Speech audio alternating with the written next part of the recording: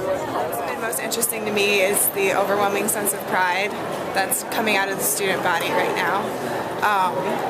And I think even though it's a really hard time for everybody, I think that good things can come out of it in the future. And I think it's important to remember that in times like this. It's kind of sad to see something like this happen to a town like this, but it shows us some of the undercover things that happen and kind of exposes the shady side of Happy Valley.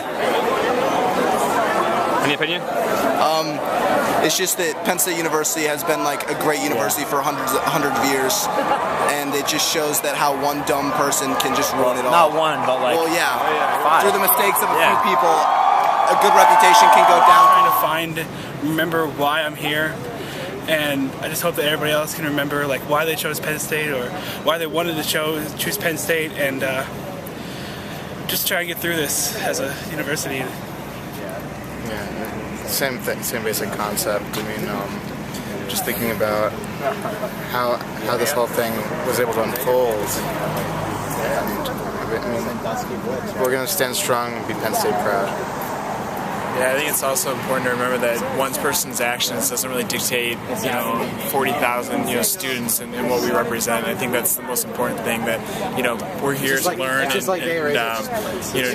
be leaders of tomorrow. And one guy's decisions shouldn't dictate how people see us here, because we're doing great things and people need to remember. Our image and the second mile's image isn't tainted, because I really stand for that whole organization. And I mean, even though a scumbag started it, there's no reason why it hasn't helped a lot of people. I'm very proud of the university I attend. I think it just casts in a bad light, and I hope that it's overlooked by how much pride we have in our school. I've loved this university ever since I was a little kid. My parents both went here. A lot of my family's been here.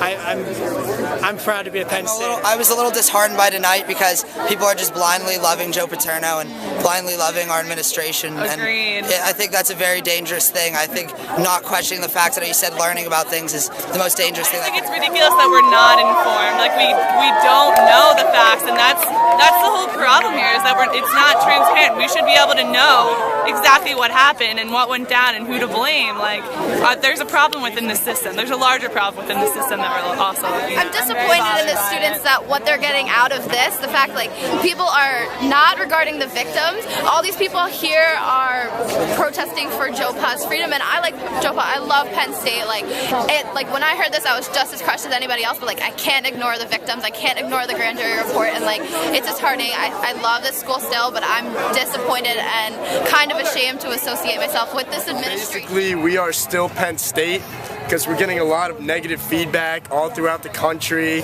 everyone tweeting, Facebook messaging, whatever, but we're still a university, we still love Penn State, and we love Joe Pa. Basically, that's it. Still Penn State, came to Penn State for the academics, corporate recruiters, all the people here to make it special. Not gonna let a few people bring down an entire school, 40-something thousand. Penn State pride. I mean, that's what you come here for Penn State for. It's pride, the tradition, the legacy here. And I don't know, we're still Penn State. Can't take that away from us.